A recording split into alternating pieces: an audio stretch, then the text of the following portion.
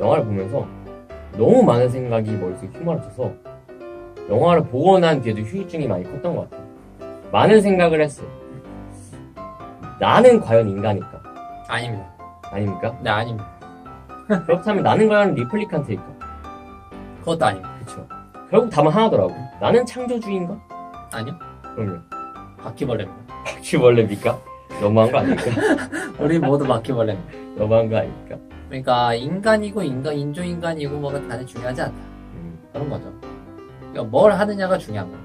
단지 말을 할 수 있고 네. 출산을 할 수 있고 생각을 할 수 있고 이런 게 중요한 게 기억이 아니라 살아있고 어떻게 하냐. 어떻게 하냐 그리고 또 결국에는 뭘 하냐.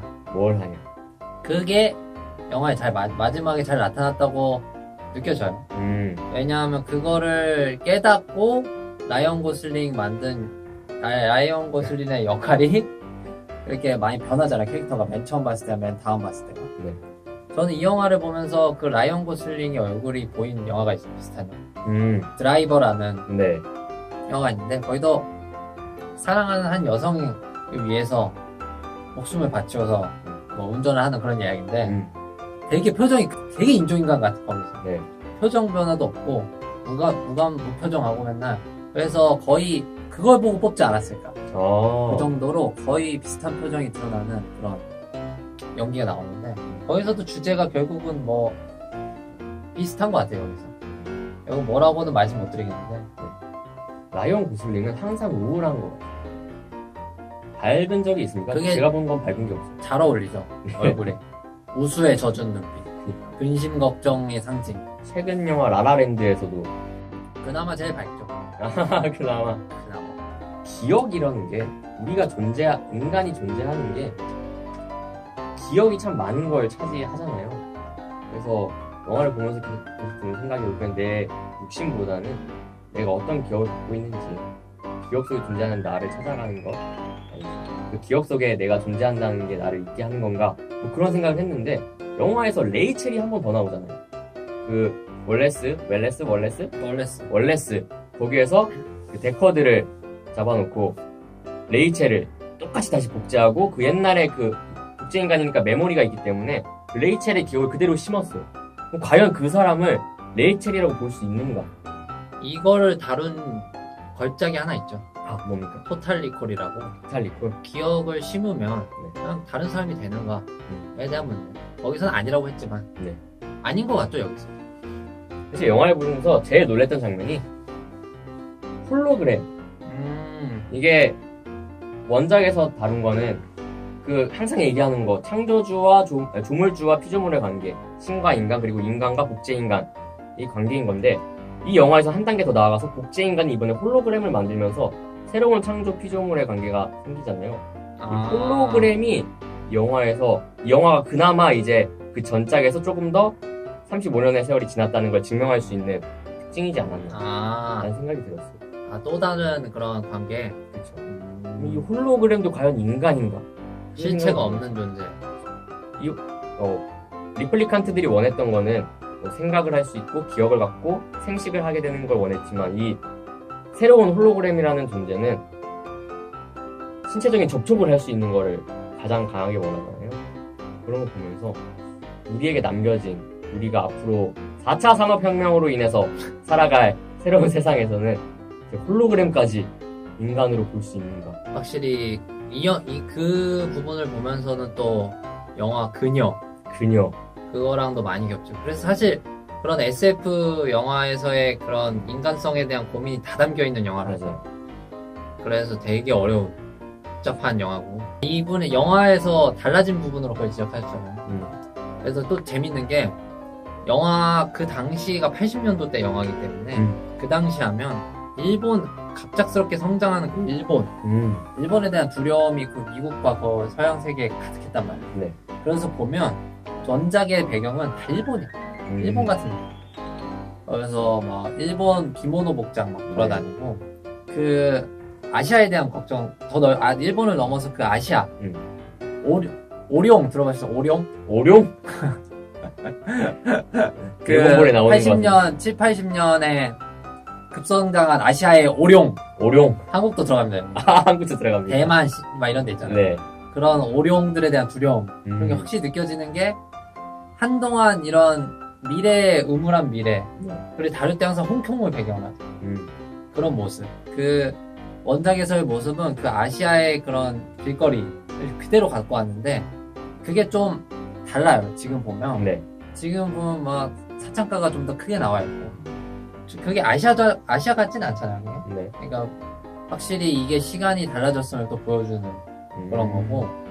거기다가 그 그럼에도 원작을 이어가는 면모는 콜라. 코카콜라는 죽지 않는다. 그리고 또 나오는 일본도 또 나오잖아, 계속. 아, 네. 원작을 계승하는 의미에서 나온 것 같은데, 기업이 뭐가 나오죠? 기업이요? 소니. 아, 소니! 그래요. 소니와 아타리. 소니 망해가지 않나요? 근데도 소니와 아타리를 넣었다는 건 무슨 말이냐? 결국 인생 게임이다. 아, 인생 게임이다. 미래는 게임이다. 미래 게임이다. 게임하십시오. 게임. 미래는 게임이다. 해결 방법 좋은 게 있습니다. 당장 게임을 시작하세요. 근데 저희가 이게 계속 어떤 스포를 피했잖아요? 네. 근데 그 스포를 얘기 안 할 수가 없는 영화예요.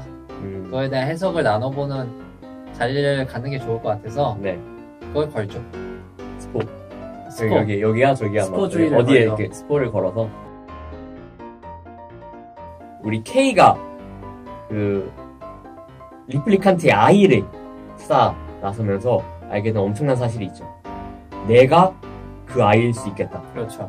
자신의 기억 속에 그 아이라는 결정적인 증거가 자신의 기억에 있기 때문에 그 아이가 나라는 거에 거의 생각을 일치하게 돼요.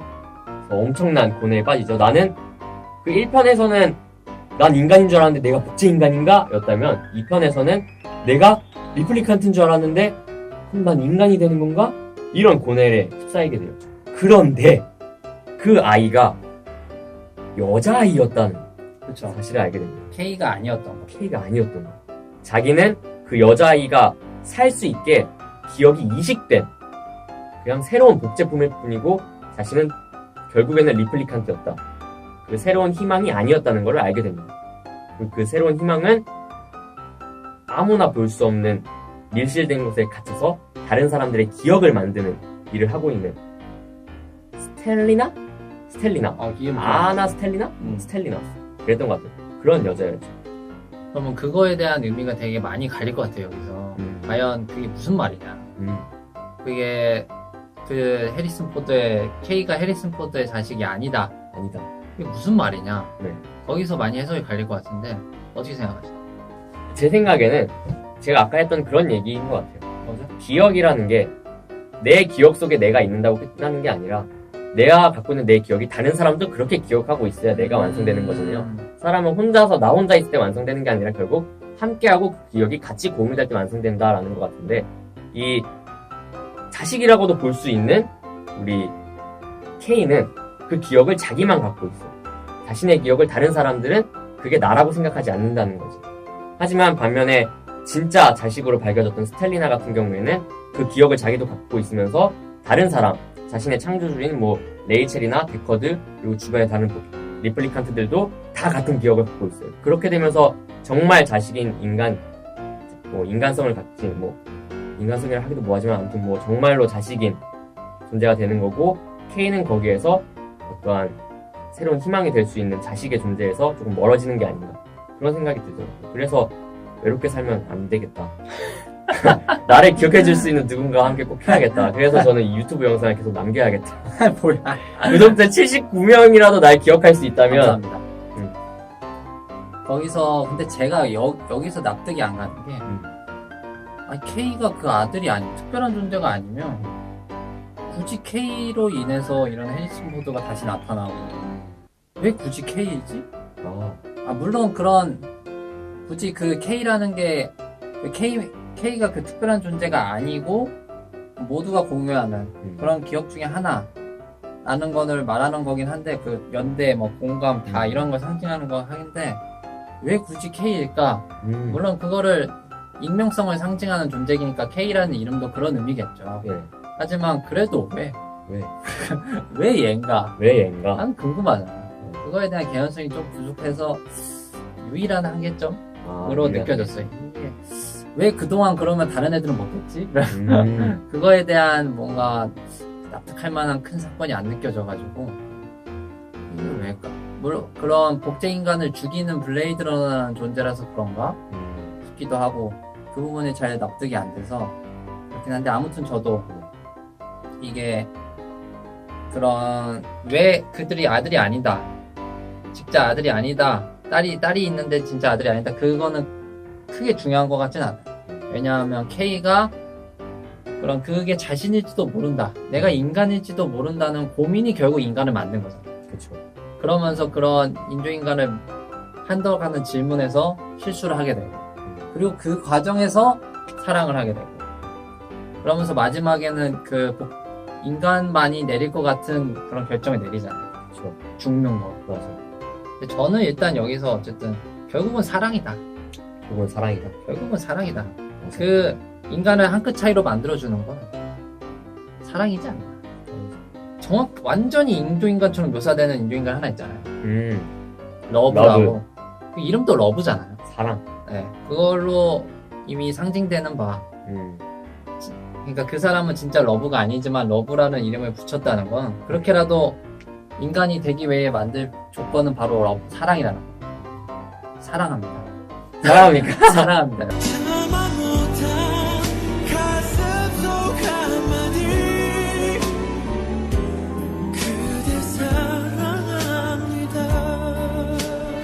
이름 하니까 생각난 건데 물론 제가 항상 이렇게 성경이라는 틀 안에 갇혀서 그건 생각하긴 하지만 성경의 틀이 너무 크잖아요. 그죠? 너무 커서 뭐 그래서 뭐 좁다고 네. 느껴지지 않습니다. 그 레이첼 다른 말로 하면은 라헬이잖아요. 라헬은 생각지도 못했다 이건. 라헬은 성경에서 아이를 갖고 싶어서 간절히 원하는 여성으로 100%네 그러면. 그거 땄네. 1982년부터 계획된 일일까요? 땄네.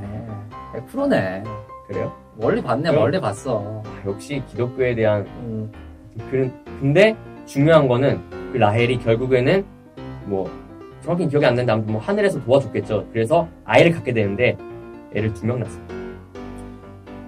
그게 K와 그 스텔리나 스텔리나. 둘로 나눠진 것이 아니에요. 사실은 아까는 제가 뭐 K가 자식은 아니다라고 했지만 결국에는 그게 자식이 아니라고는 했지만 결국 자식이에요. 그게 뭐가 중요합니까?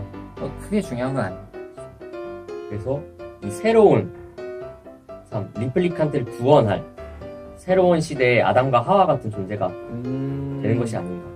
그럼 각자의 역할이었던 것 같아요. 이것도 옥성 탈출과 네. 또다시 이제 인간을 죽고 인간은 결국 죽고 우리는 없어질 우리 운명이구나. 없어진 운명이고 그러니까 잘합시다. 네. 사랑합시다. 맞아요. 사랑해주세요.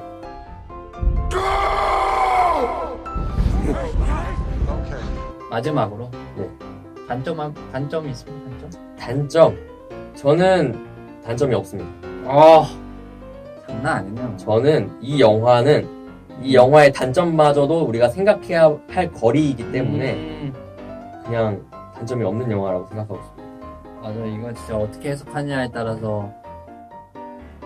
그러면 상당히 어지럽고 혼란스러웠던 영화보다 더 혼란스러웠던 리뷰를 여기서 마치도록 하면 될 것 같고 다음에는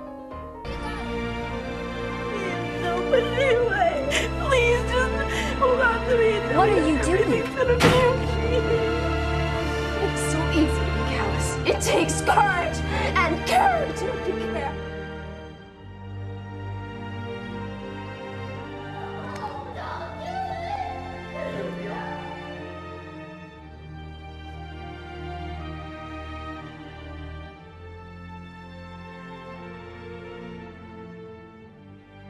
How many of you have ever felt the weight pressing down on you?